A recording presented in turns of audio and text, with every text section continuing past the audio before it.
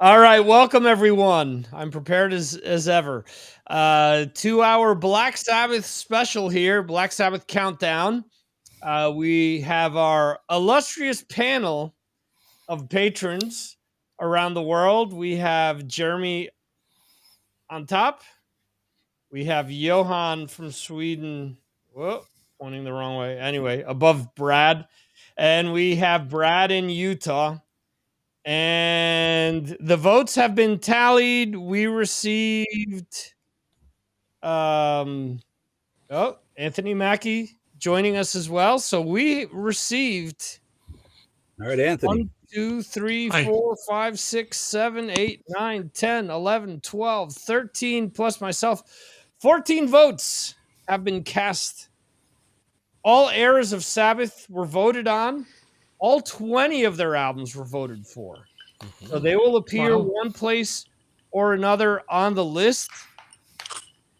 I will say that the top few albums, I honestly didn't start compiling and adding numbers up until Wednesday afternoon. But the top 5 didn't change much.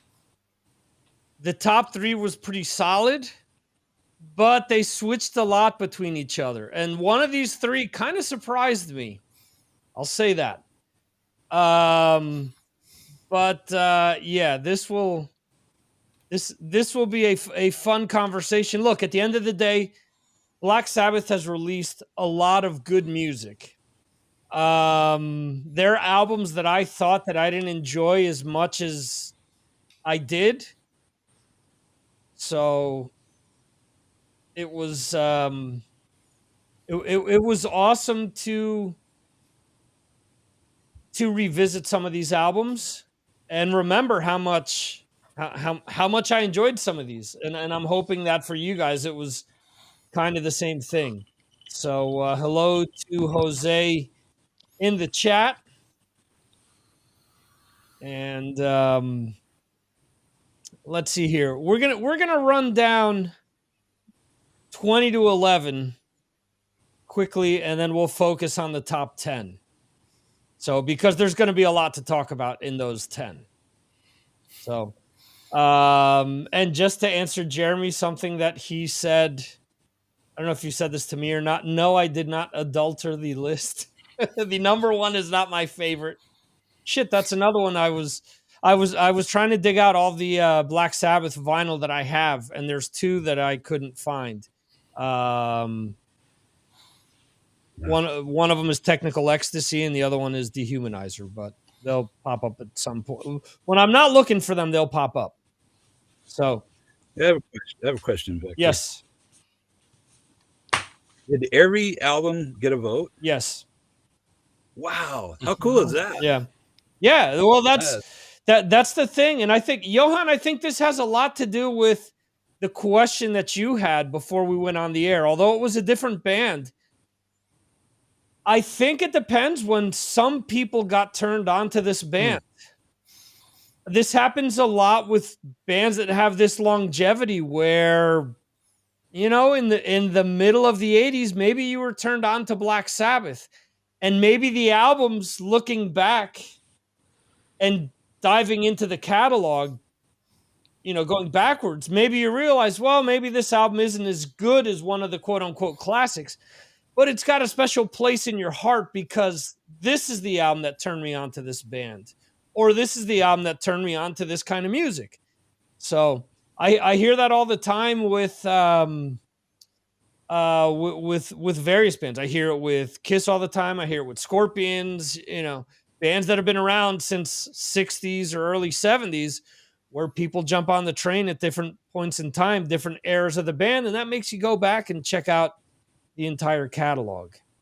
So I did prepare, and I do have images of all the album covers. So as we count down, I will be pulling up the album covers as well. Metal Dan is joining us. Dan, how are you, sir? Dan. Hey, Dan. Great to see you, Dan. A capless Metal Dan. I'm not sure I'm used to that.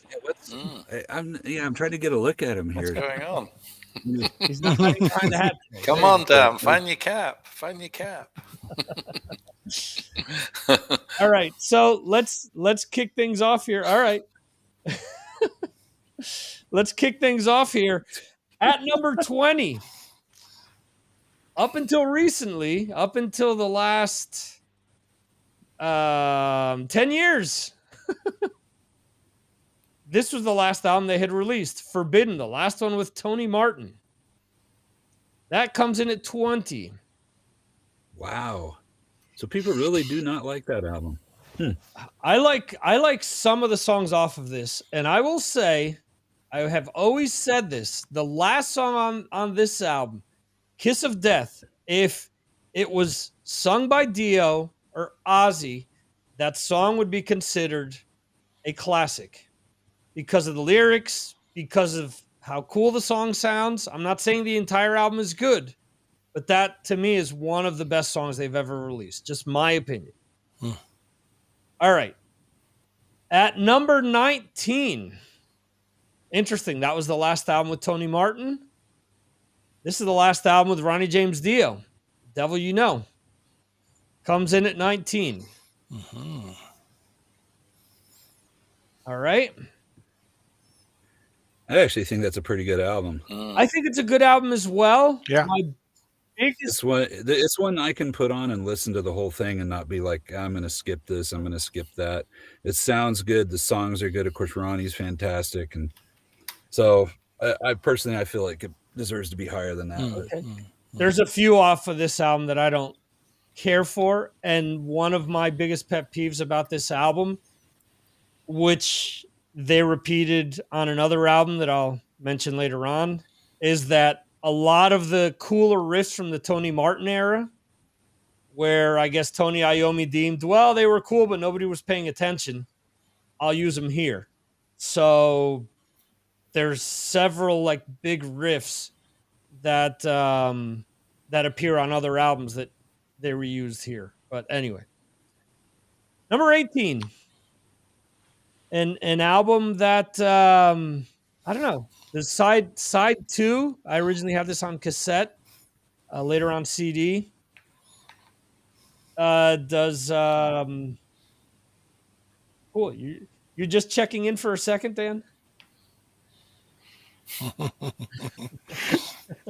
It's hard to do 2 phone calls at one time. I don't know how you guys did it.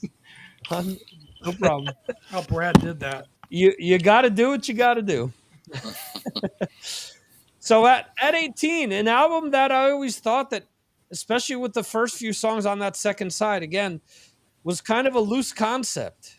So was that like a failed concept album where they just didn't get beyond 3 tracks kind of tied together? It is Tear, another Tony Martin album. Again, this first side has a lot of good stuff. I think the second side, again, has 2 songs leading in, like a very long build up to the song Valhalla that I think maybe loses people. But CEO Dave is saying great tour for Forbidden. Yeah. So, him and I went to that together in Los Angeles. It was the last show that Cozy Powell ever played with Black Sabbath. oh wow. Yeah. It was a very cool concert. Yeah, Tony was in good voice and the band was firing and good crowd. Yeah. I was lucky enough. Mark didn't know much about Body Count, and it didn't line up with his schedule. So he said to me one day, do you want to talk to Ernie C from Body Count? I'm like, yeah. I go, because I can ask him about producing Forbidden. And I did, and it's funny because we talked about a lot of the backlash with that album, and he basically said, look, was brought in by the label to produce a Black Sabbath album. He goes, I'm not going to say no. They're my all-time favorite band, and I did what I thought was best. So, all right, back to the list here. Back to running order. At 17, an album that a lot of people feel outside of Warner Brothers felt that it should have been a solo album. The first time that Glenn Hughes appeared near Tony Iommi.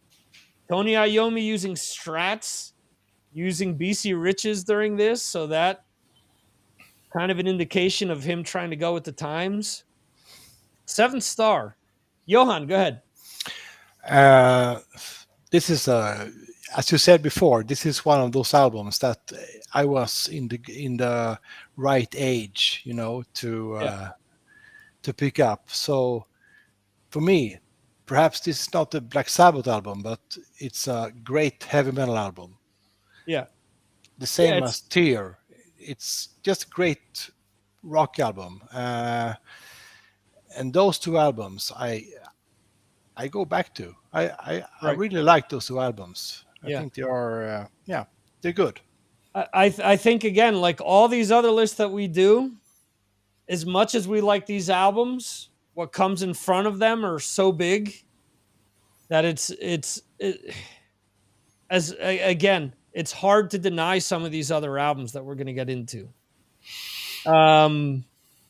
Number 15. Up until recently, Ozzy Osbourne's last album. Oh, no. What the hell did I do? Wrong. 16, yeah. Never Say Die. Oops. I fucked that up. This was an album that I hated when I first heard it. I love the title track. I love the song Never Say Die. I remember hearing it on college radio on WSOU in New Jersey. I was like, wow, this song is so great. Why isn't this song bigger? And I it was one of these things where I went back and I listened to this album over and over again because I'd spent money on it. So I'm like, God, I got to find something I like off of it. And I really like Johnny Blade and Junior's Eyes. I love those 2 songs. I mean, I know that they're not typical Sabbath, but there's just something to those songs that I absolutely love. So, 14. Born Again.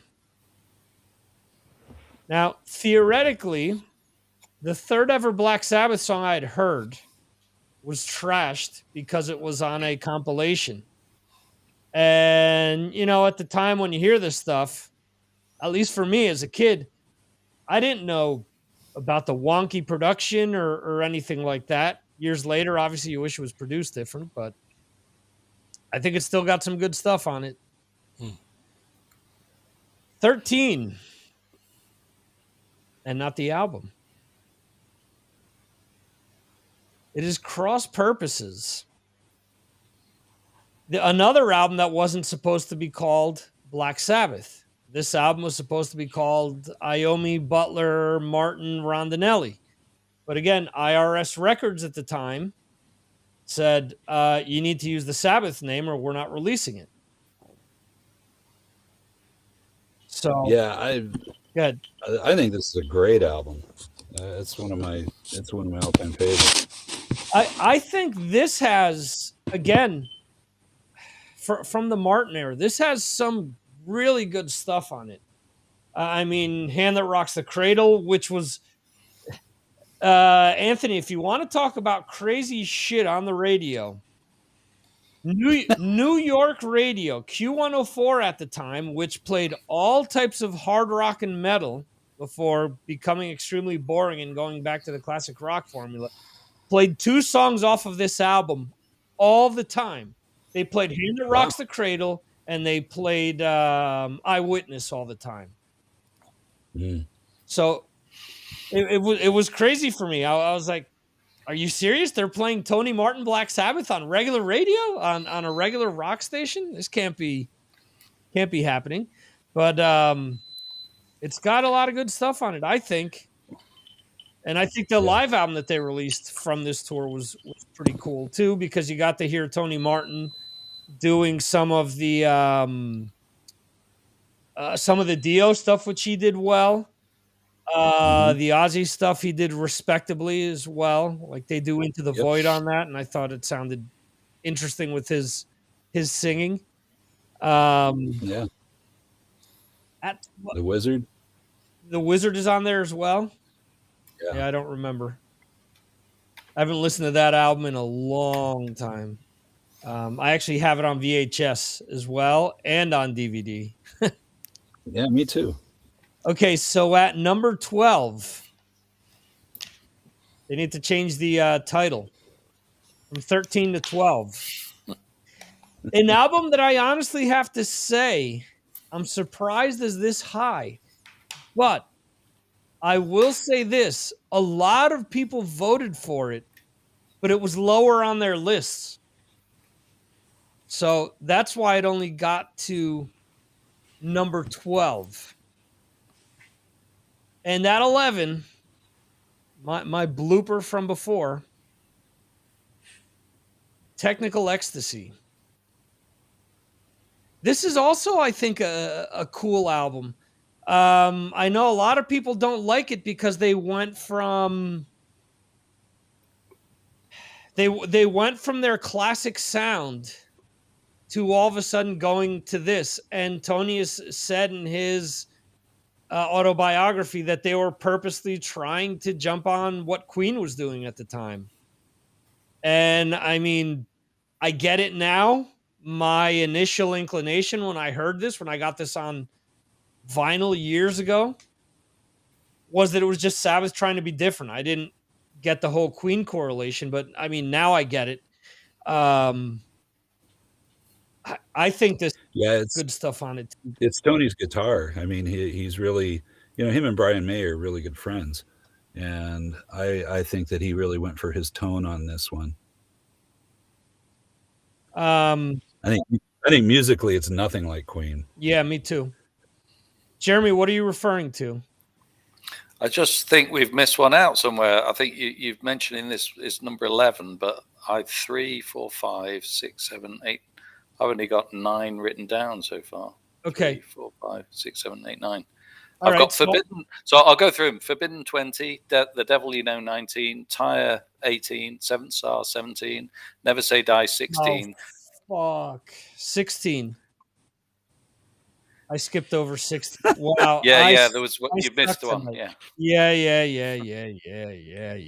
What was it? Paranoid, maybe. Yeah, there it is. Paranoid. Yeah. All right. So let me recap this. No way 20, Forbidden. 19, The Devil You Know. This is why when I usually do these lists, I put an X next to the albums that I rattle off so I don't lose track. I didn't do that tonight. 18. Good thing we got Jeremy. 18, Tear. Thank you, Jeremy. Accountability. I need to be responsible for fucking this up. All right, where are we? Tear 18. Seventh Star 17. 16. The Eternal Idol. Okay. That's the one I missed. And this is the last one that they had on Warner Brothers, which is the only Tony Martin one that you can find on streaming services because it is a Warner Brothers release. I like to say for the record that this album is also one of my favorite records. Not perhaps by... That's because you have good taste, Johan. Sorry? That's because you have good taste. Yeah. Great album. Great album. Yeah. Yeah. The first 2 songs are, I think, as strong as anything. Yeah, absolutely. Yeah. I think in this album there was a lot of shit going on with this band. Oh yeah. Recorded originally by Ray Gillen. Tony Martin at that time is trying out for Blue Murder. Ray Gillen leaves Black Sabbath to try out for Blue Murder because Black Sabbath wasn't paying him. Neither one of them get the Blue Murder job. John Sykes decides to take over vocals. Ray Gillen goes to Badlands. Tony Martin goes to Black Sabbath. There was litigation because Ray Gillen's vocals still appear on the album, even though he was no longer under contract.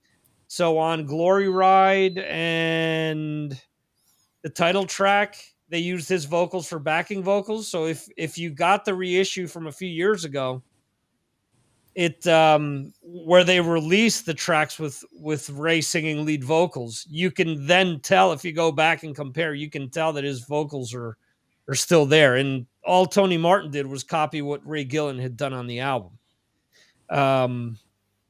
I wish when they did the re-release a few years ago, they would have mixed it. They would have improved the sound. That's my biggest issue with that reissue, is that it still sounds like the same mix from back in '86. Nothing wrong with that, but I think having the tools to make it sound better, they should have done it. My opinion. 15, Never Say Die. 14, Born Again. 13, Cross Purposes. 12, 13. And 11, Technical Ecstasy. And to disprove Jeremy's point, at number 10, Dehumanizer. So yes, as all of you may assume, that was my number one. But no, not on the list. It was on several people's lists, not on the majority. So that's why it got to 10. An album that was released in 92. So to me, it was a big deal. Last year of high school, we got Dehumanizer, Revenge by Kiss, and Fear of the Dark by Iron Maiden. They all came out within the same month, if I'm not mistaken, or very close to one another. Out of those three albums, Dehumanizer is the only one that I still listen to religiously. Such a crushing drum sound. I would argue that this is their heaviest sounding album. The vinyl reissue that I have is absolutely fucking neutered because Tony Iommi told them to turn the drums down. And thankfully on the last reissue that they did, they mixed it coherently. So, yeah. Yeah, Dehumanizer is an album that I think got overlooked. I don't know. It got dropped from being released, being out there. A friend of mine that, we were totally into the other Dio albums, told me to write it off, that it wasn't even worth getting. That was back in the day of purchasing cassettes and you had limited income to buy things. And then I went and checked it out myself. It's like, no, this guy is full of shit. This album's great.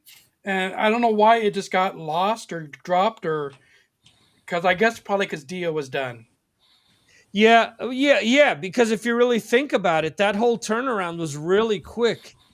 If you read the interviews, by the time the album came out, they hated one another again. It was all the same shit. Because I remember the interviews where Tony was saying, "Well, at least you didn't sing about rainbows and fucking dragons this time around." And I was like, "Wow, what the hell's going on?"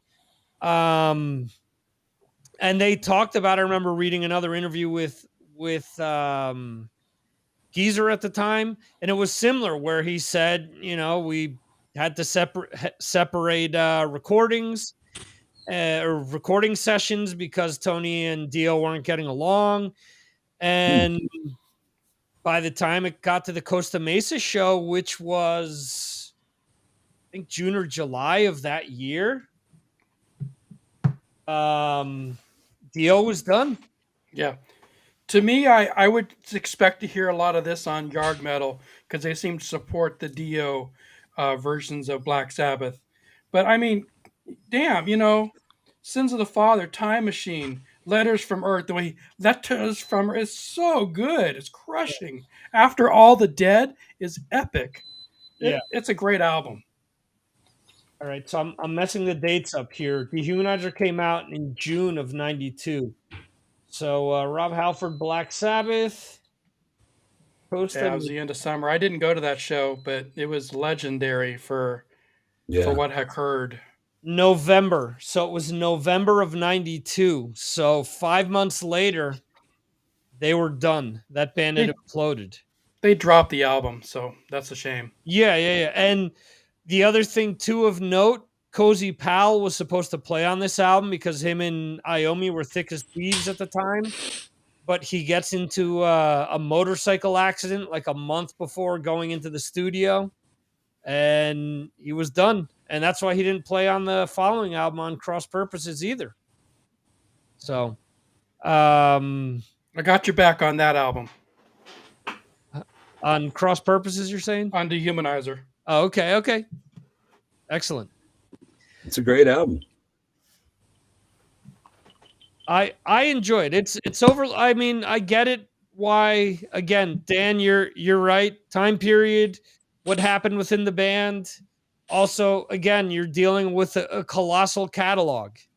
So I get why it's lost in the shuffle. I still love it. So, I mean, the album was so good that Ronnie tried to replicate it in his next 2 Dio albums. Yeah, and I'll say that Cross Purposes is similar as well. Cross Purposes is still them in a heavier direction sonically.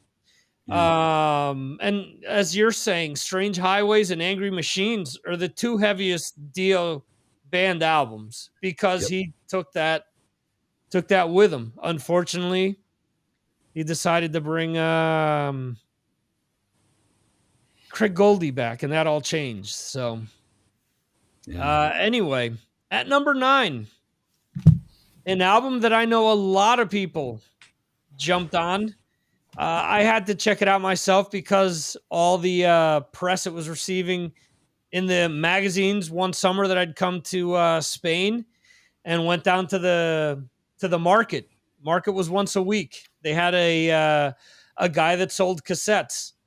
And I saw this. I bought Living Colors Time's Up, Bonham's Discretion of Time, and this album on the same day. Headless Cross, the first album with Cozy Powell in Black Sabbath. And the first album where Tony Martin was fully involved in the writing of the album as well. I'm assuming that this is one of, and I don't have the list in front of me, Johan, but this is probably one of your favorites, Headless Cross. Yes, yeah, love it. Real Black Sabbath album, so good, strong songs, so heavy, and an absolute classic. And it's a shame that they haven't released it on stream yet. I know they're going to, but yeah. That's a fantastic album. Hopefully this year. I mean, if we believe Tony Iommi and Tony, if we believe the 2 Tonys, but they say it every year. So let's see at the end what takes place. All right. Anyone else want to mention something about Headless Cross? Nah, it's a good album though. Okay. Is CEO Dave is saying horse accident. Is horse accident Cozy Powell, and I'm mistaking it for motorcycle accident? No. Guy had so many accidents over the years. He died in an accident. He was known. I shouldn't laugh at that, but I mean, it's He was known for wanting to drive fast, and he actually died in a Swedish car. Wasn't a Volvo. He died in a Saab. Yeah, but he was doing like 200 miles an hour on a highway in England and flew off and off. That's the one negative thing about Swedish cars. They'll do 200. Okay, so at number 8, an album that several of you told me beforehand was a weird album. Pull out your red pants, red trousers there, Bill Ward. It is Sabotage. Anyone want to mention something about Sabotage? That's my favorite Black Sabbath album right there. Okay. Not because of the picture of Bill with actually sans trousers. No trousers there.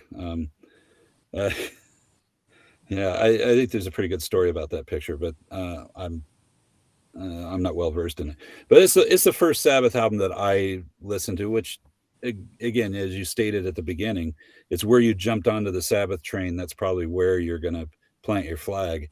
Yeah. And that I'm firmly with this album, but going back even, I just love the sound of this album. I love so many of the songs on there. It's only got one bad song, if you ask me. So, what song would you yeah, it's consider a great bad album. off this? Is it number 6? Super. Am I going super? insane? Oh, you don't like that one? Wow, Super that's the Czar? one. That's No, that's I the like one that one. I like Super Czar. I mean, they play that before they come on, which is really cool. Yeah, angry and heavy, Dave says. I agree with that. Yeah, they were pissed off, man. They'd been done totally wrong by their management, and this album, you know, they were really pissed off, and it makes good metal when you're pissed off. And I will say, Symptom of the Universe is one of the best songs ever, right there. But you can actually put a bunch of the other songs too, and so good. Yeah. I will say that right behind me over here is We Sold Our Souls for Rock and Roll. And that has Am I Going Insane? And I remember hearing that and thinking, it's so different to everything else that they've done. I remember that, and I mentioned this to a bunch of you guys. Sabotage has a spot in my heart because at the time, when you're a teenager, can't really afford that much music. There was at the local store. It was a James Way, is what it was called. $3.99. Sabotage. They had Sabotage, Live at Last, and I don't remember which of the other ones, but I remember that was the song that stood out to me. I'm like, oh, this is different. So this album's got to be different. So that's why I picked that one up. All right, number 7. Oops, almost jumped the gun again. Number 7. Let me make sure that I'm pulling the right thing out here. That's what she said. All right there, Michael Scott. Oh, shit. All right. Yeah, the album that I'm looking for is behind me on the shelf somewhere. Anyway. Brad, are you checking out to see if the cops are closing in? Number 7. Volume 4. All right. Jeremy still keeping track? Yep. Yeah, you're doing okay. Volume 4. I mean, this is a colossal album that a lot of people consider it their heaviest of the Ozzy era. For a lot of people, they consider it a perfect album. There you go. Anthony doing what I was supposed to do and had the album in my hand and left it behind me somehow. Anthony, your thoughts on Volume 4? Yeah, I have a weird relationship with Volume 4. I got it when I was introduced to Black Sabbath during Dio. Mm-hmm. And you heard about Ozzy was their old singer and their stuff is better than blah blah blah. Yeah. And so I got Volume 4, and to a 14-year-old, like, it's a pretty weird album, right? So I had it then, and I actually sold it because I didn't like it. Right. Then I got this copy a couple of years ago. And put it on, listen to it again. I was like, as an adult, it makes much more sense, and it's fantastic. Yeah, definitely. I mean, especially if your jumping on point was Dio. I mean, that's what I think a lot of people don't realize. A lot of people that are older, that are just stuck on Ozzy's the only thing type deal. It was such a different band. And going back, unless you're really, if you're open-minded towards it, it's not easy to appreciate some of the albums initially, I think. So I agree with you. What you're talking about, like I'm talking about, we were, getting in early days of getting into metal, and Yeah.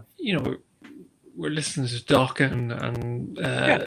stuff like that, and then you get something like this, which is bluesy and has 4 minutes of Tony fucking around with the delay pedal.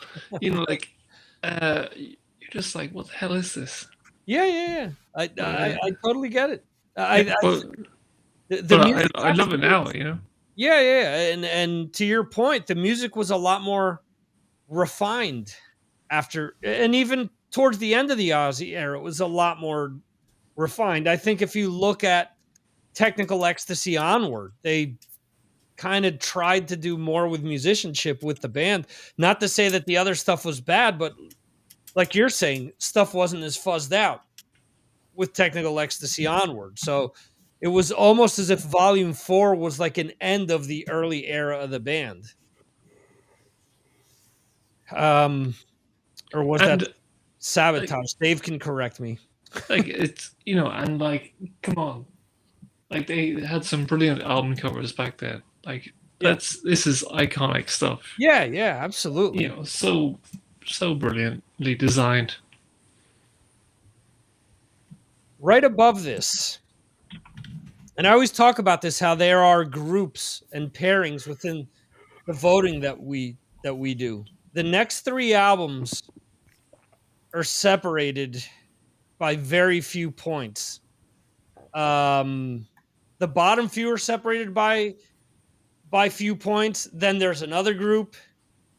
Then there's 2 that are kind of on their own, and then there's 2 top groups, because so many people voted for these for these last few albums. So this one I do have with me, but I'm going to flash it on the screen anyway. At number 6, it is Sabbath, Bloody Sabbath. First time I heard... You mean this one? Yes, that one. The same exact one. First time I heard the title track was Eddie Trunk. Eddie Trunk would play the Ozzy version from Speak of the Devil all the time.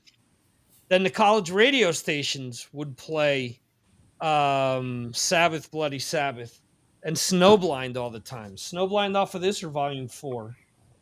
Volume 4. Volume 4, okay. I remember hearing this song for the first time, Sabbath, Bloody Sabbath. Hearing that riff, much like a lot of these Tony Iommi riffs that we're talking about. I'm getting fucking goosebumps thinking about this right now.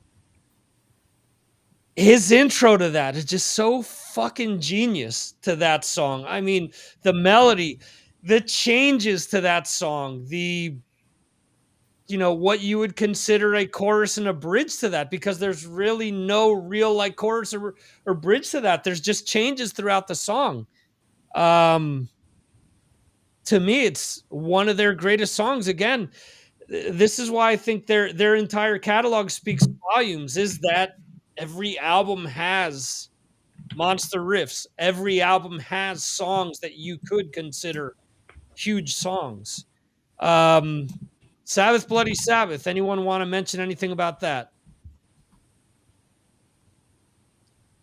Jeremy, you've been quiet. Anything about Sabbath, Bloody Sabbath?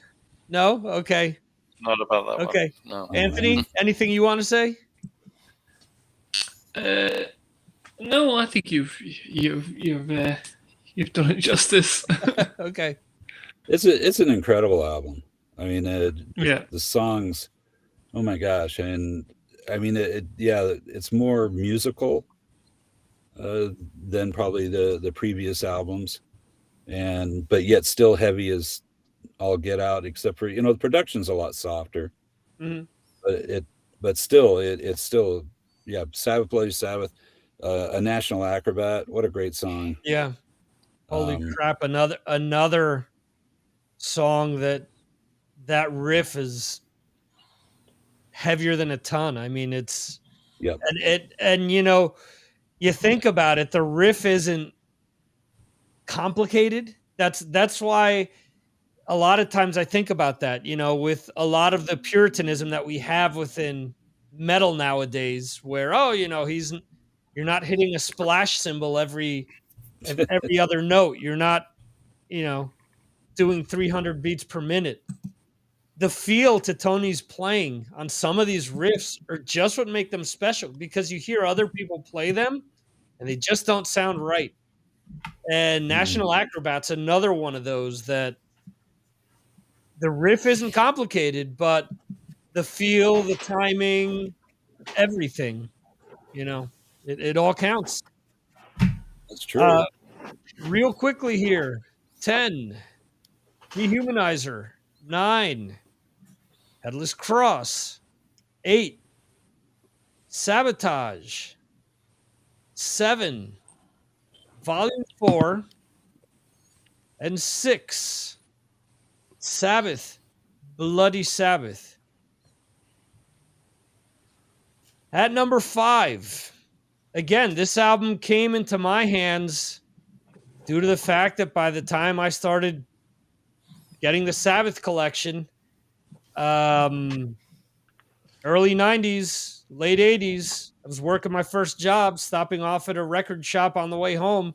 They were getting rid of all these cassettes, switching over to CDs. So for $7, I picked up Mob Rules. The day Ronnie James Dio died, the default ringtone on every phone that I've had since then is the opening riff to the title track, The Mob Rules. This album, again, just shows how fucking good their catalog is, how important this band is. This album, I mean, the songs: Turn Up the Night, Voodoo, Sign of the Southern Cross, E5150, Going Into the Mob Rules, Country Girl, Slipping Away, Falling Off the Edge of the World, over and over. If you've ever seen the movie Heavy Metal, where they have a different mix to Mob Rules without the intro to it, and just the way the animation is in that, where they're zombies or monsters or whatever they are, the opening riff starts and then they start to attack at the same time, like it's all coordinated, where it's just fantastic. I mean, it's just ridiculously good. Just such a huge album, such a great album.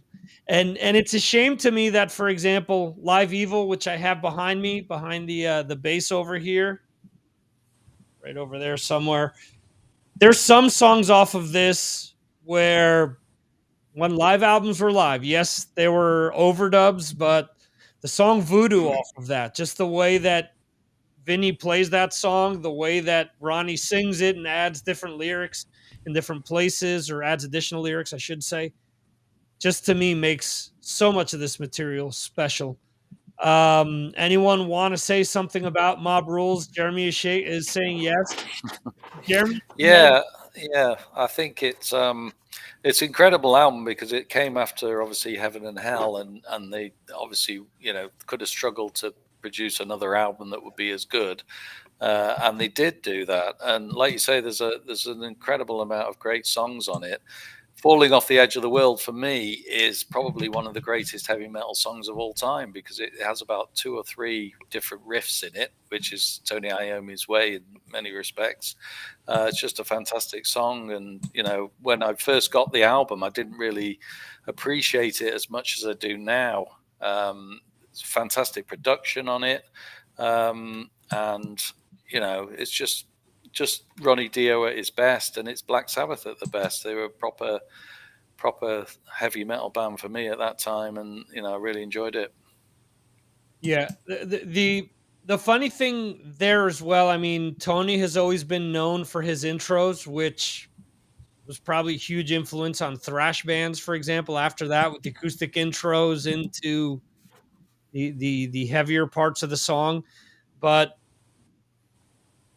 this album, like you said, falling off the edge of the world, and even over and over, just the subtle parts to the heavy parts. And there's parts in these songs where there aren't riffs that are overly heavy, but they're emotional parts where just the way that the chord structures are in his playing and Ronnie's voice are kind of all tied together. It makes it heavy because of how it's put together. Again, it to me is another example that you don't need to have the distortion and the gain all the way up to make something heavy all the time. Emotion itself can be heavy. This is an album that like this copy here, I think was bought when the album was new, and obviously it was in the shadow of Heaven and Hell, because Heaven and Hell was so good, and it was like, oh yeah, this is a good album. Kind of took it for granted a bit, but then in preparation for tonight, I did listen to it again, and I was quite surprised at how good it is. Yeah. It's very much like Sign of the Southern Cross is a metal masterpiece, as you could say. Like it, it's much better album than it's given credit for. I agree, and to the credit with Ronnie James Dio, the two albums we just mentioned, plus the first two Dio albums, plus what was the last Rainbow album that he did? Long Live Rock and Roll. Again, somebody out there shaking their fist and saying, "What an idiot! He doesn't know it." You're right. But what's that, Brad? You're right. It was Long Live Rock and Roll. Okay. Consider the songs that he wrote on 5 straight albums, and that's without going into even the earlier Rainbow stuff. How many albums in a row did you can bitch about the subject matter, about the rainbows, about the dragons, about this, about that? But his voice, his instrument is as important as a lot of the other stuff that's going on. Again, some of these songs that I'm talking about, his emotion and his voice is just as heavy as the guitar. So for those that get hung up with the whole Ozzy versus Dio argument, I think that you're losing out on just great music. At the end of the day, it's a battle that was theirs. I mean, I don't know. Anyway, getting sidetracked. At number 4, so Sabbath Bloody Sabbath, Mob Rules. Just so you guys know, Sabbath Bloody Sabbath and Mob Rules, there's 2 points separating them. There's 4 points separating Mob Rules to this album. And for a lot of people, this started it all. The self-titled debut, Black Sabbath. Anthony's reaching for it. I'm reaching for it. What a great cover. Great cover as well. That's brilliant. All the vinyl. Yeah, it's got to be one of the best covers of all time for a heavy metal album. Have you visited that site, Jeremy? No. I'm too scared. I was scared as a kid when I heard it and saw it, and I thought, no, I'm never going there. How many hours away from you is that? Oh, it's a long way. Is it? I think it's down south, isn't it? So. Okay. There you go. So it's even farther but it's even farther away for Anthony. So it's probably closer, actually. Oh yeah. I don't know where it is. Where is it? Let's see.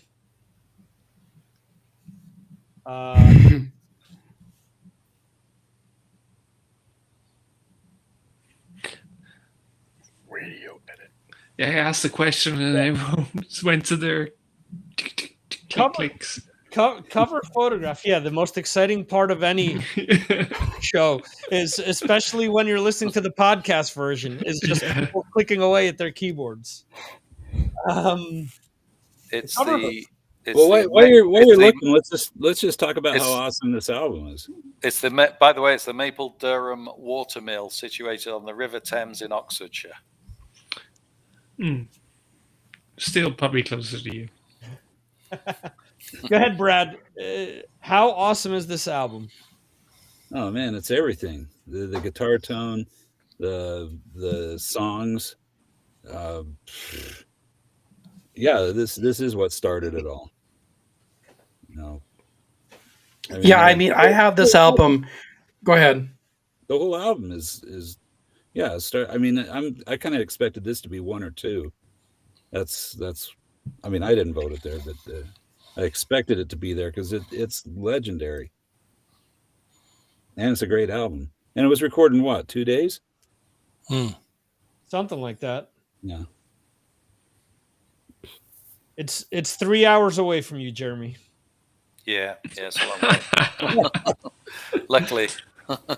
Unless you have a Volvo, then it's only an hour away. Yeah, and if you're Cozy Pal, it was half an hour away. There you go. I think Brad's right in some respects in terms of the songs, but I also think that it was a little bit experimental. It was their first album. There were some really great songs on it, but there were 1 or 2 songs that were quite weak on it as well. And I think that they improved, as it went on a little bit. We're going to talk about another album in a minute, I'm sure, which came out later. But yeah, I mean, the opening song is just incredible, isn't it? I mean, that's heavy metal all over. It's when I first heard it as a kid, I was scared by it. I thought, what the hell is this? I mean, I'd not heard anything like it before. And I didn't hear it when it first came out because I was too young. But, we had older brothers or sisters who had copies of it. And it was just an incredible sound to hear that and look at that album cover and think, what is this band? This is incredible. It's so different to anything else that's out there. Yeah, I have this album ranked higher. I have it at number 2, but I'd probably rather listen to Mob Rules now in my age. But for me, yeah, this album was very important. This album is probably why I got into heavy metal.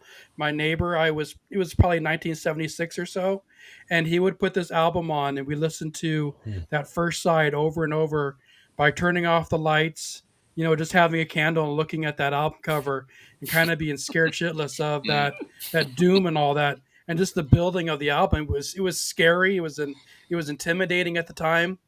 And this and the Steve Miller Band, those ones he played back to back, but this one was just intimidating, and how I got into heavy metal to begin with. So there it is.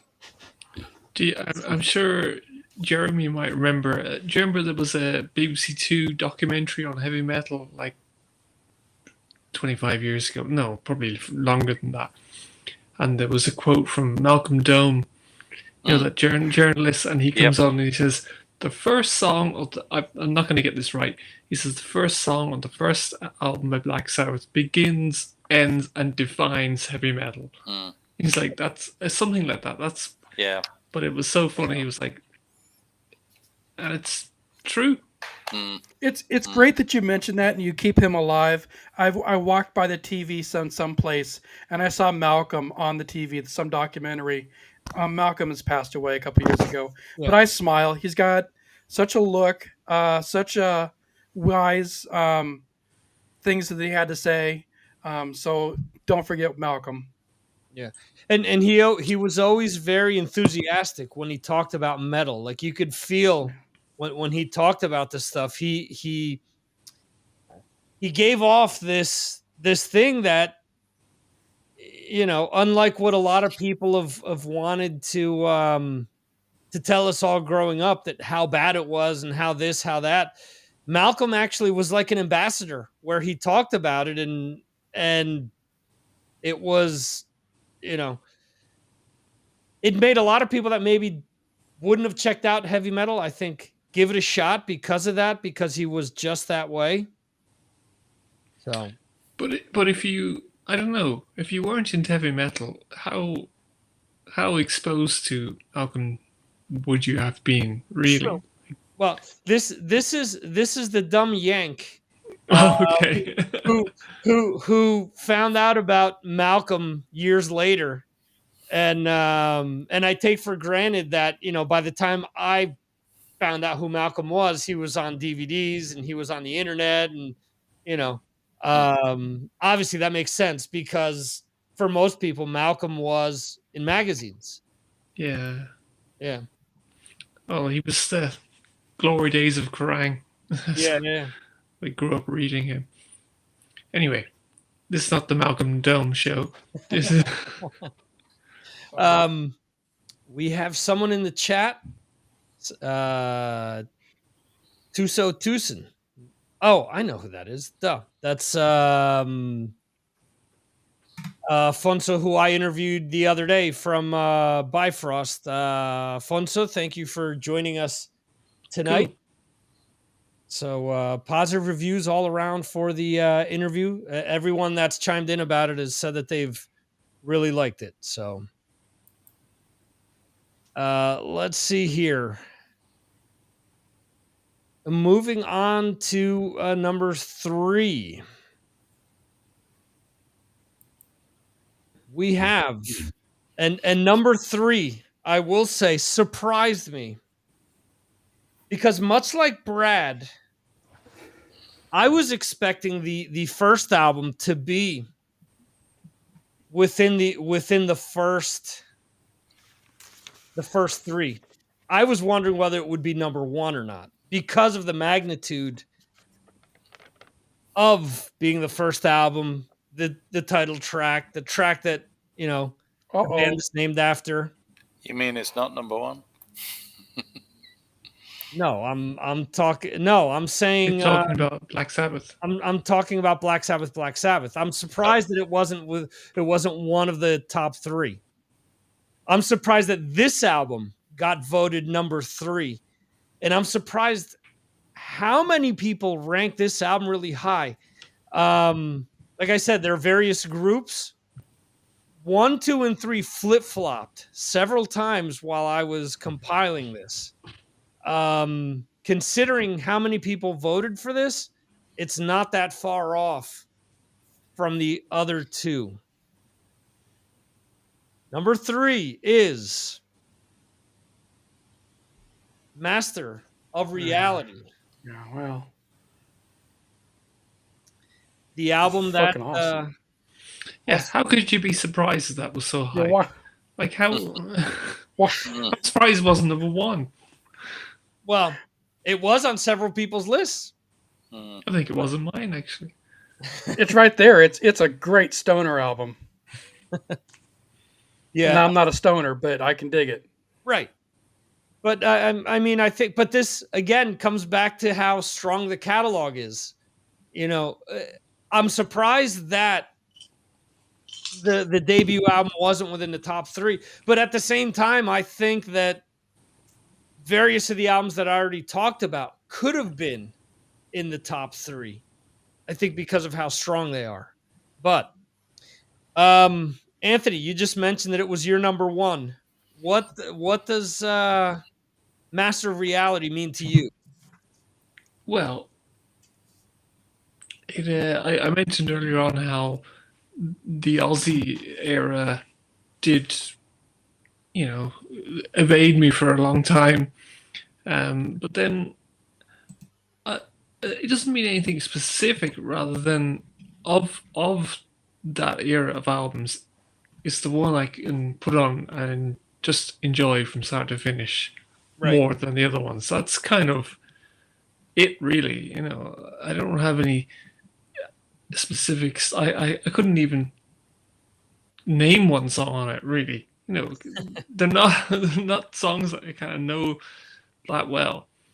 You know, I just know it as a chunk of music. Okay. And it's consistent, and you know, there's no skips on it, if you know what I mean. Yeah, I mean, Sweet Leaf, After Forever, Embryo, which is essentially the intro to Children of the Grave, Orchid, which is the intro to Lord of this World, Solitude, and Into the Void. Yeah, like, come on. It's a very short album. There's 2 instrumentals, so there's really only 6 songs. 6 proper songs on it. Right. It's also an extremely balanced album. I mean, I think Anthony was sort of getting to that. Really, it's such a balanced album. There's so many nuances in that on that album, and then you get to the very final song, and that Into the Void riff is probably one of the best riffs under the Ozzy era, I'd say. Yeah. I mean, we all know some other great songs, but I can listen to that Into the Void riff again and again. It's amazing. Yeah. Like I said, there's so many albums that we could say that where, oh no, this has such a big, huge riff. I mean, Volume 4 has it. South Bloody Sabbath has it. Mob Rules has it. There's so many there that, depending on the various albums and eras, there's always a huge riff to kind of sink your teeth into. I think I actually heard the Soundgarden version of Into the Void before I heard the original. Right. Like, that's, my Black Sabbath is kind of all over the shop. Yeah. But like, they did a great version of that. It's a B-side of like Jesus Christ Pose or something. I can't remember. Right. Yeah. And then they did the deluxe version, which I think is the first artist to ever do that I remember. And they included that Girl You Want. Girl You Want, yeah. Stray Cat Blues, maybe? And something else. There's 4 songs additionally. And the big deal was that they had reworked the lyrics as well. That it wasn't the same lyrics that Ozzy had sung. Yeah. So great song. Okay, so Fonso's saying, I must confess that I discovered Sabbath late. I started with Maiden, then Thrash, then Prog, and suddenly I started to look behind, and Sabbath was incredible. Even 50 years later, still impacting. Absolutely agree. All right. We have 2 left. This is like the Metallica night.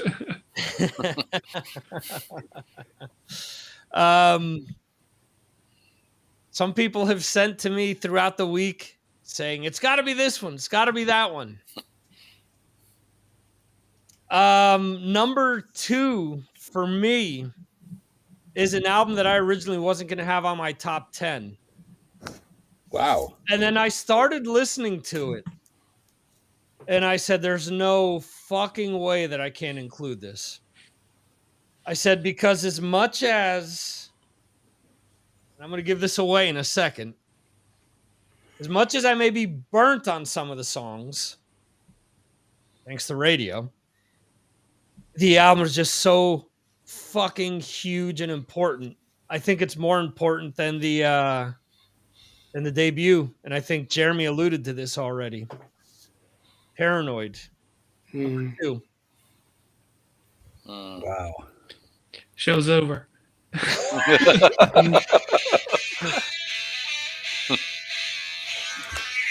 Uh-oh. Whoa. Sorry. I was falling. So somebody's trying to get us in trouble with Warner Brothers. So yeah, I mean, and all right. So the one song that almost everybody voted for this album and gave me a song for the album was War Pigs. War Pigs got voted more than any other song. Yeah. So again, you look at it. They're staples of American radio. There's some of these are staples all around the world. Kicks off with War Pigs, goes into Paranoid, Planet Caravan, Iron Man, Electric Funeral, Hands of Doom, Rat Salad, and Fairies Wear Boots. Just such a classic. Yeah. Yeah, I felt the same. I had it quite low on my list because of Paranoid. Everyone knows that. But then, Yeah. going back through the albums the past 2 weeks, listening to them all, and I listened to that, and by the time Fairies Or Boots came on, I was like, Jesus. Like, this album, you can't deny it. Yeah. It was the same thing for me. I was like, I've heard these songs just way too much. Now I can't be there because there's these other albums that I enjoy. I revisit a lot more, and I started listening to it. I'm like, shit, this is great. This is great. This is great. I'm like, yeah, this needs to be a lot higher on my list than where it is. I think the consensus, the group has it right. I had it lower, and now that I hear the discussion, I go, it should have been moved higher. The problem is I've heard Iron Man too many times. Yeah. But then when I heard that riff just played us now, and I can see Ozzy doing that on stage, like absolutely that album should be number 2. Yeah. The weird thing is the album was supposed to be called War Pigs, and obviously they added Paranoid very late, didn't they? Because they wanted a hit single, and they stuck it on at the last minute and then changed the album title to Paranoid. That's a good point. It should be called War Pigs instead, and those lyrics ring true today even more than ever before. Yeah, absolutely. And I mean, the samurai on the cover. I mean, that has more to do with War Pigs than it does Paranoid, I guess. I mean, unless you're fucked up on something and you're imagining that, you're fucked up on something and paranoid and thinking that some dude with a fucking sword and shield and helmet is jumping out behind a tree at you all of a sudden. Is it a good album cover? In your opinion? It's classic. But isn't it just classic, but it's silly. Yeah. Look closely at the guy's outfit. It's like a really bad Halloween outfit. It's like I think the album cover doesn't do it any help, and it should have just been called War Pigs. But you know what too? I think a lot of that may be revisionist history for us. Much like kids nowadays saying, "Oh, that's not metal because that's not heavy enough."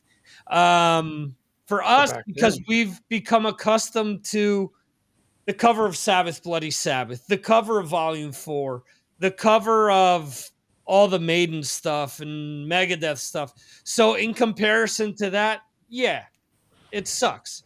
But if you take it within, when it came out, what was available to them, the importance of the album, it was fine for its time. It did what it had to do. And I wonder what people were thinking at the time when this album came out, and they're like, what the fuck is that? To the point where how many times have we seen albums in record stores and said, what the hell is that? I got to check it out. So I got to think that when this came out, it had that effect on people, So we have Bill Elam checking in the chat as well. Hello, Bill. Hope you're doing well. Bill. He also mentions there's a good reason that War Pigs was almost the album title. There you go. Afonso's also saying that War Pigs is an incredible song. So, all right. So, Anthony wanted to end the show already. No, it's just we know. That's why the show is over. We all know. Number 1. Heaven and Hell. That's my number 1 pick. Yeah, me. So I have it on vinyl.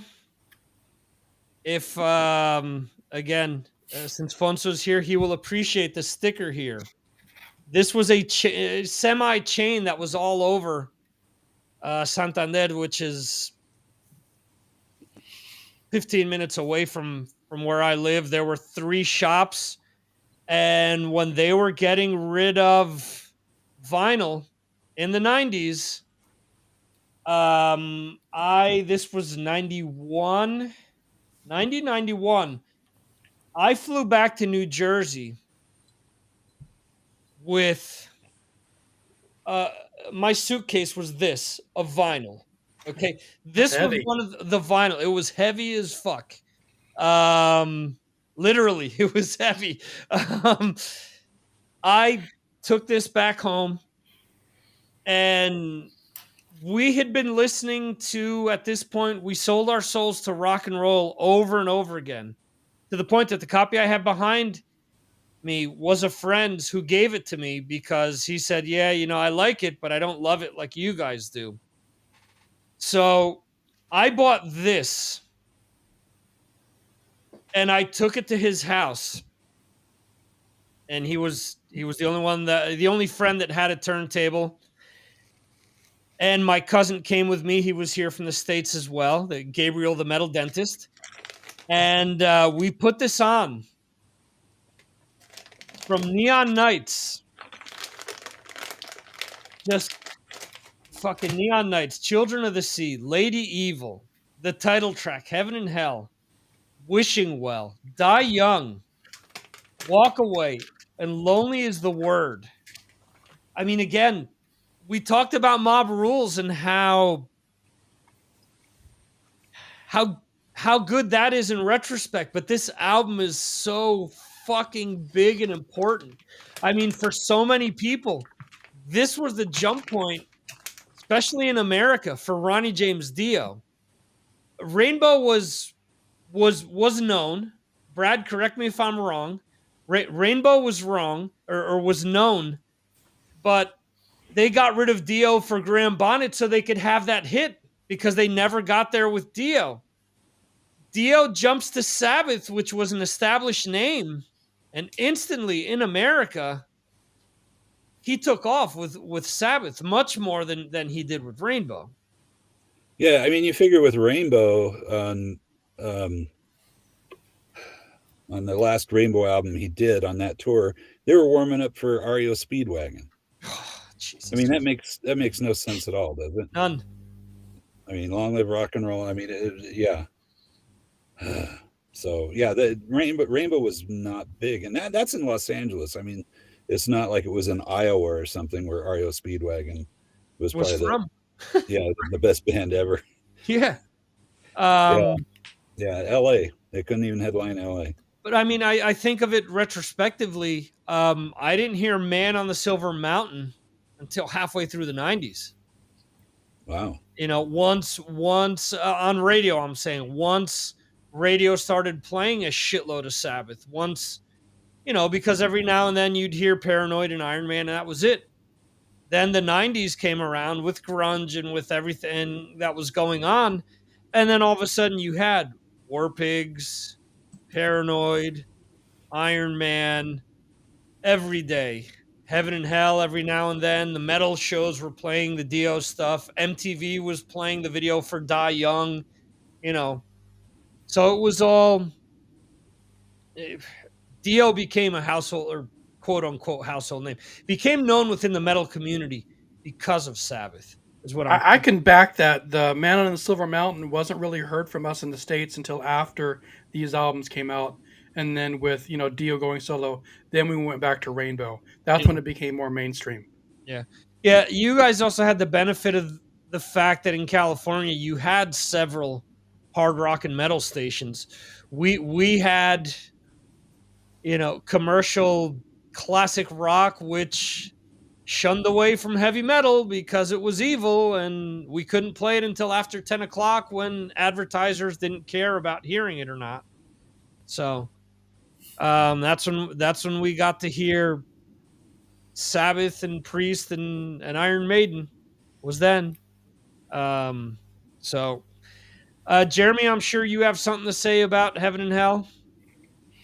Yeah, I mean, this was probably the first Sabbath album that I heard properly, and then sort of went back to listen to the Aussie stuff later on. And Neon Nights, I remember a friend of mine had the Neon Nights single, and it was just I just listened to it, and I couldn't believe the bassy sound to it. This very, very heavy bassy sound and this great production by Martin Birch. And obviously there was a lot of albums jostling for position in 1980 as well. You know, there's a lot of albums coming out by bands, and they all had to sort of rise above the surface. And this was one that really stood out amongst them.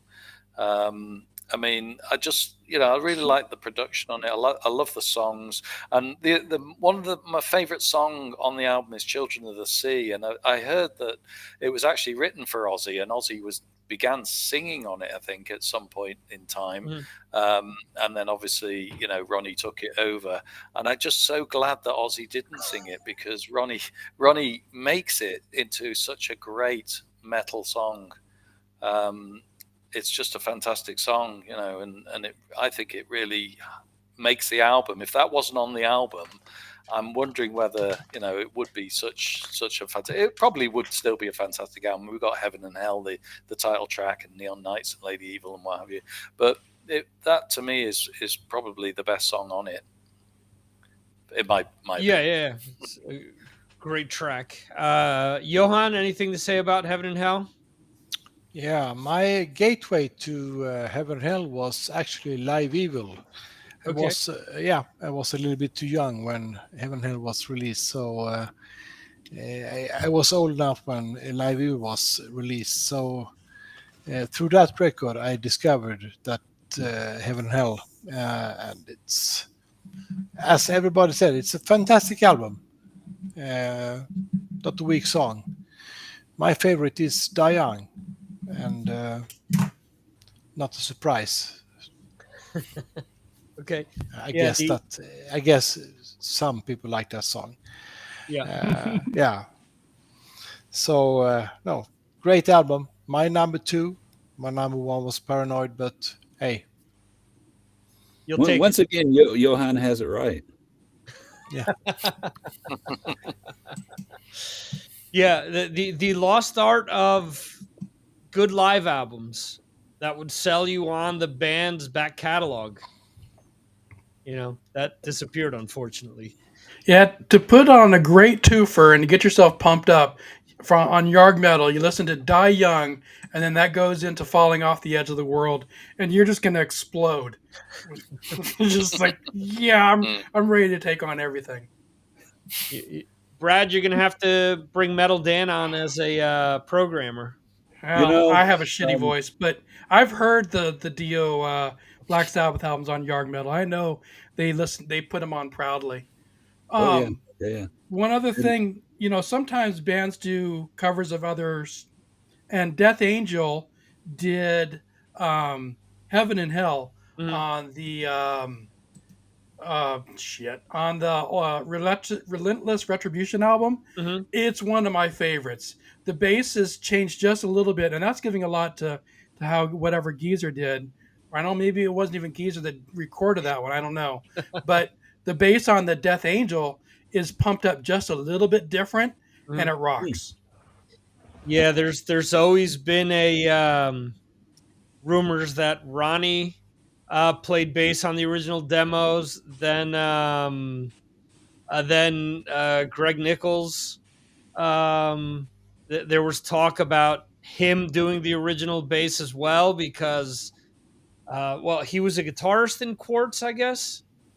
And then they originally wanted to have 2 guitars, and they said it was too muddy and too loud. So if Geezer left, he was going to be the bass player, and he ended up on keys instead. So I guess Geezer didn't play bass on that song. I think he plays on the studio album, but the demo, like, I think Geezer was so messed up because I think he recorded the album fucked up, and then by the time they went on tour, he apparently had gone through rehab or something and became a vegan at the same time or something along those lines. And so he ended up recording, but he recorded all the parts that were written for him. He didn't really write any of the bass parts, supposedly. So I could be wrong, but that's what I recall. Anthony, anything else you want to mention about Heaven and Hell? No, not really. Only well, I suppose that Die Young was the first Black Sabbath song I ever heard. And it's great. It's interesting that you say that about Geezer, because as I was listening to Sabbath all this week, you do a nice little experiment to do with your head and try and just concentrate on the bass playing. Mm-hmm. Try to filter out everything else. The bass lines are wild, Yeah. And then when you, but yet the Heaven and Hell bass line isn't. Right. So that's interesting that it might not have been him. Yeah, there's demos out there where's Jeff Nichols playing, and it's or he just played somebody else's bass line. Yeah. And I think he probably did his thing with it, but it's very, very similar to the demos that are out there. Brad, anything about Heaven and Hell that you want to mention? I don't think it should be number one. Oh boy. Right. But no, it's a great album. I firmly believe that's Geezer playing bass all over that thing. But yeah, Heaven and Hell's a little bit different. I mean, Ronnie was a bass player. I mean, so I don't know. Yeah. Maybe he had some input on some of that stuff too. Because you're right, the band at the time when they were putting this together, they were not a cohesive unit. Right. Bill Ward certainly not really there. Played on the album, didn't go much further than that. But I mean, it's the story of Sabbath. There's always turmoil. There's always somebody having a problem. But except for Tony kept this thing going for 20 albums, and who knows what else he's got going. So Tony is the master. But when you get the original four guys together, to me, that's pure magic. Yeah. I agree. They're a real band in the sort of true sense of the word, like really a sort of a band of equals. Like, I know everyone talks about Tony and the riff master, etc. But if you listen to those early albums, every element is just as important as the next. Like the drums, incredible. Bass playing, amazing, Nobody else plays like those guys. You are so right about this, Anthony. I mean, if it wasn't for those four guys together, none of this would have happened, and a lot of stuff wouldn't have happened. And even Ozzy's vocals, right? Yes. You're talking about albums that were recorded in the 70s, like in a day. For the case of one album, he's on pitch every time. Like there's. Okay, I know you can drop in and all that, but these were not high-tech albums, right? And like his vocals are perfect. Yeah, he gets a lot of knock about his vocals, but that's from later years. Yeah. I defy anybody to sing the album Sabbath, Bloody Sabbath. I mean, that stuff is just unbelievably hard. Well, and you go into Sabotage too. I mean, those are really difficult songs to sing, and he sang them on point. I mean, there's no studio trickery going on there, other than I've often wondered if maybe they slowed down the tape when he sang. I don't know. It just kind of, there's a little bit of different to his timbre of his voice there. It makes me wonder about that. But those four guys right there, they're Black Sabbath. All this other stuff is Black Sabbath too, but it's all kind of, on the periphery of everything. Geezer, Ozzy, Bill, and Tony, that's Black Sabbath. Good thing I can't find my Dehumanizer album, Brad. It's a great album. I love Dehumanizer. There's not one of these albums that I wish I'd never heard. Brad, the people have spoken. And that's a great album cover too. Yeah, this is a really good problem to have.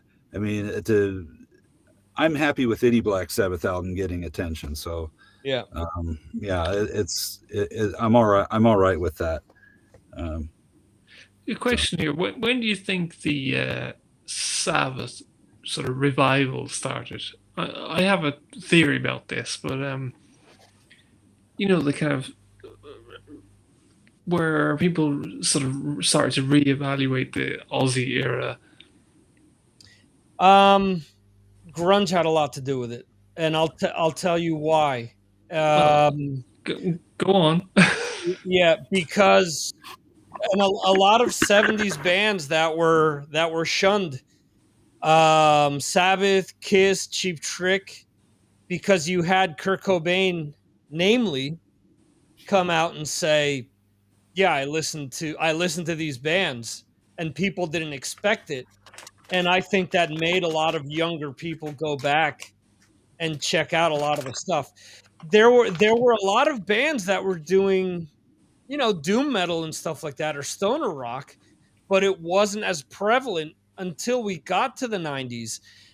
Because you look at a band like Trouble, who was around from what, mid early '80s, and they were doing, that kind of, they were the first band that I could think of that was trying to do a Sabbath type sound, which, I mean, if you want to talk about a band that laid the blueprint for, yes, Sabbath is the foundation, but a band to do it and make others say, "Hey, you know what? I can do that too." I think Trouble was the first band to kind of do that. And when I got to talk to the late Eric Wagner, he said, "Yeah, Ozzy wasn't really an influence. I was trying to sing like Ian Gillan the whole time because Deep Purple was my favorite band, but I'm not going to say no if people say that, we sound like Sabbath or whatever, because obviously that influence is there as well." Um, I think it's then. When do you think, Anthony? Oh, I think it's when Faith No More covered War Pigs. Okay. That reignited interest in 70s South. Okay. So here's the thing, and I appreciate what you're saying because I have the Live at Brixton Academy album. Yeah, but it was on, but they released it before that. B side of Epic or something. It was Epic. Right, Yeah. but it's on the real thing as well. It's on the actual album. Yeah, on the cassette version, isn't it? It's not on the record. Okay. See, so I have the CD from years later. So yeah, it did get put on that. Yeah. But it wasn't. So that's a good point because that is. See, so Afonso's saying that the first time hearing War Pigs was the Faith No More version. So he's saying the same thing. The drums on that song are mixed just a little differently than the Sabbath version, and it stands out and it kicks it up another notch. Yeah, well, the guitar tones on it are amazing. Yeah, I think Mike Borden on that really influenced. If you've heard System of a Down do Snowblind, which is like 1,000,000 miles an hour, I think Mike Borden's playing on that influenced the System of a Down on that, because again, that's somebody who showed, hey, I can take this space and add more notes, still make it sound cool, but kind of kick it up a notch. I have nothing more to add. That's what I think. No, but think about it though. That the real thing when that hit big was what, 90, 89, 90? Opening for Metallica and blew them up. Yeah, and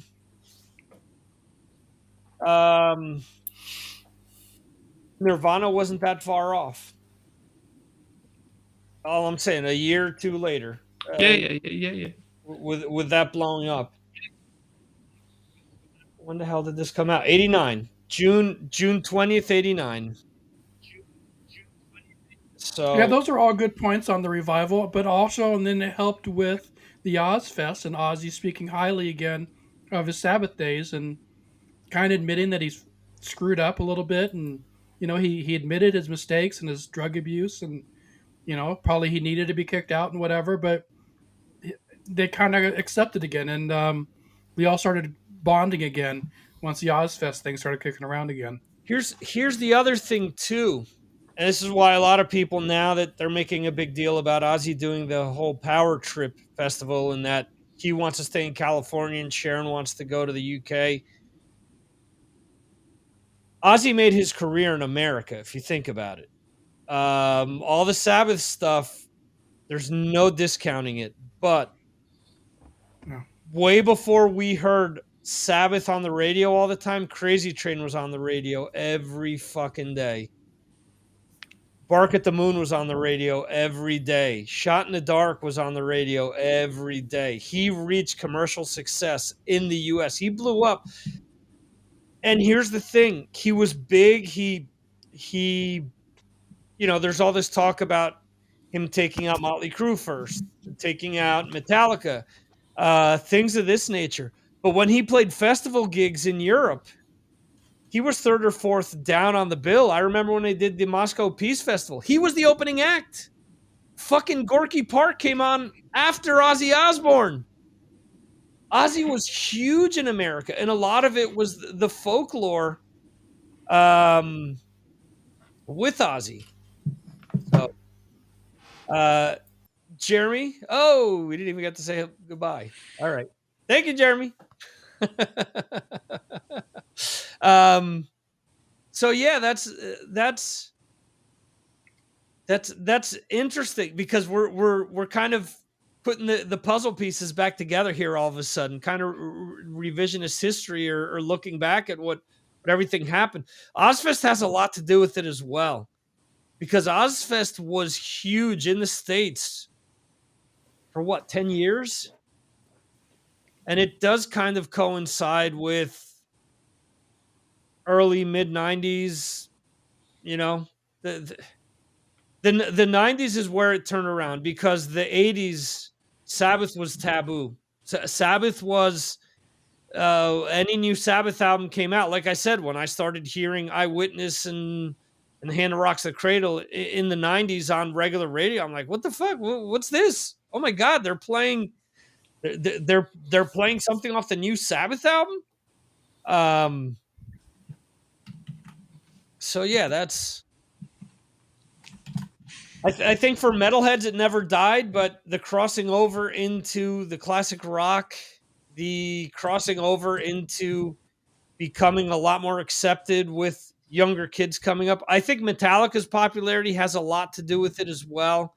I think a lot of people, and I say this all the time, as much as people shit on the Black Album, I think the Black Album opened the door for a lot of metal that wasn't on radio as much before.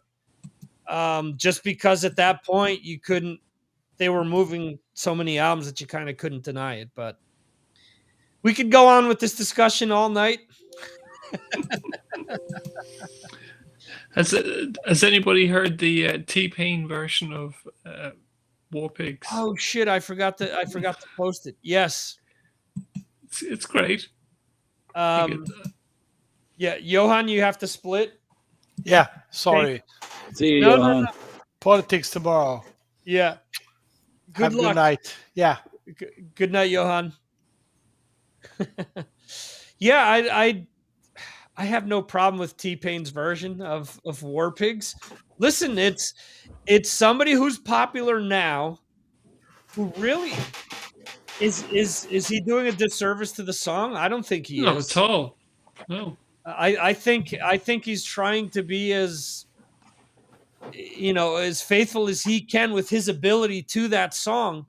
And shit, anyone who in 2023 wants to shine a light on music that we love and maybe draw more kids into it, I'm all for it. We've talked about this a million times.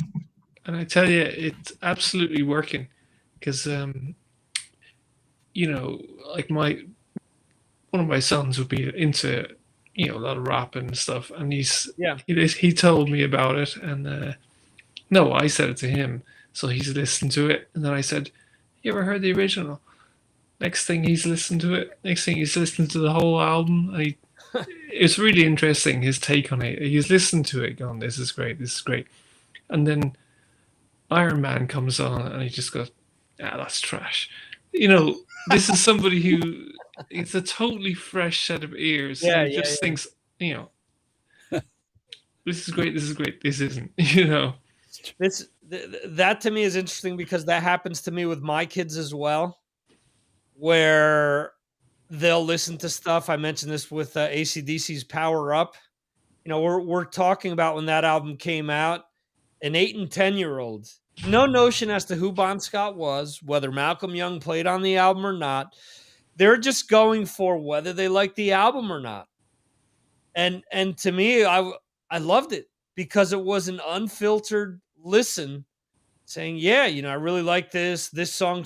I really like the melody in this song. I really like this other, to me, that's awesome. And to hear that kind of stuff, you have to play Busta Rhymes' "This Means War" to him then.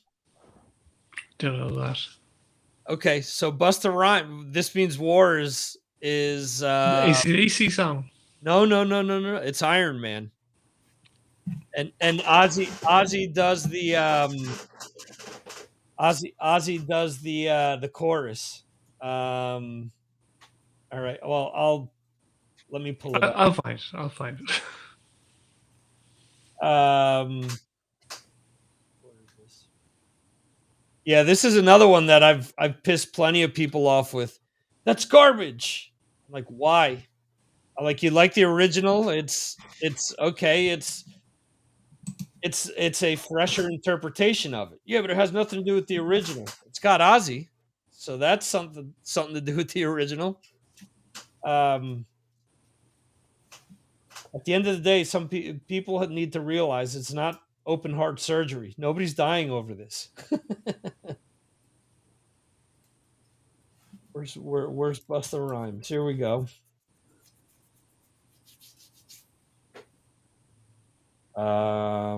This means war. Okay. I thought the AC/DC "This Means War" would be a weird cover. Just make sure them. Let me get to the chorus part here.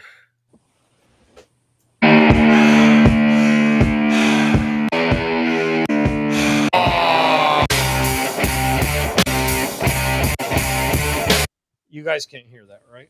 Yeah, we can. Oh, you can. Okay. Oh, yeah.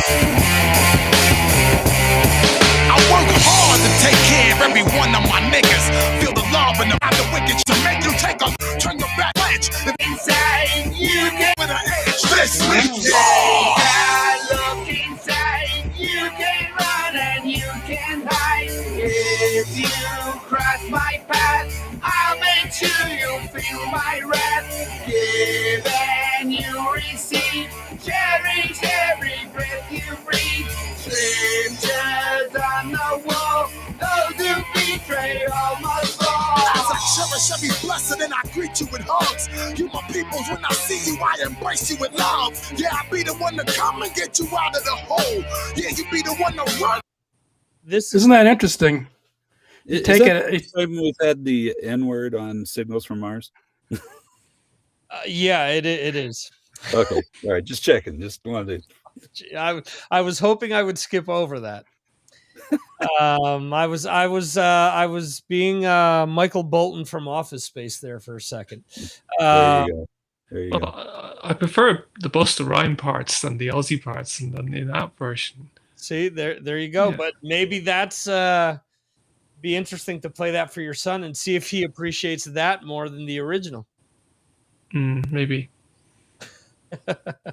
I've loved that aspect of taking a song that you have original lyrics and then writing something different and see what somebody else comes up with or whatever, or Ozzy singing something totally different. It's amazing. It's so, and even for their own artists to do that for their own song, to go, maybe the lyrics I wrote back in the day were crap, and how about this instead? You can do that, Right. It's just cool. Yeah, it's weird. We have Gene Eugene DX in the chat saying great special, but I have to go back to the beginning. Good stuff, Vic. Yeah, listen to the whole thing or listen to the podcast when this comes out next week. I think I may make this last half hour a total different episode onto itself because we're going off onto different tangents here, but Yeah. still enjoyable conversation. So Gene Eugene needs to join us sometime. absolutely. Jump in. Jump in the fire. Yeah. Yeah. And on that note, it is. Oh, it's only 11:30. Okay. Yeah. Well, anyway. Yeah. I gotta split. Okay. Awesome. So Guys, I do want to thank you for all being here tonight. And we will do this again. Anthony, Brad, Metal Dan, Jeremy, Johan. We had a good turnout in the chat as well. We had Bill Elam. We had CEO Dave. We had Afonso. We had Gene Eugene DX. And we had Bill Elam and Jose turn up. all right. On that note, guys, we will catch you next time right here on Signals from Mars. See you, folks.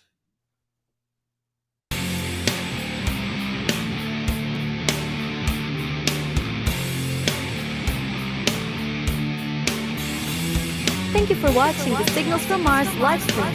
You can watch the show live on YouTube, Facebook, Twitter, and Twitch, or check out replays on YouTube. Go to signalsfrommars.com for more information. This concludes our show.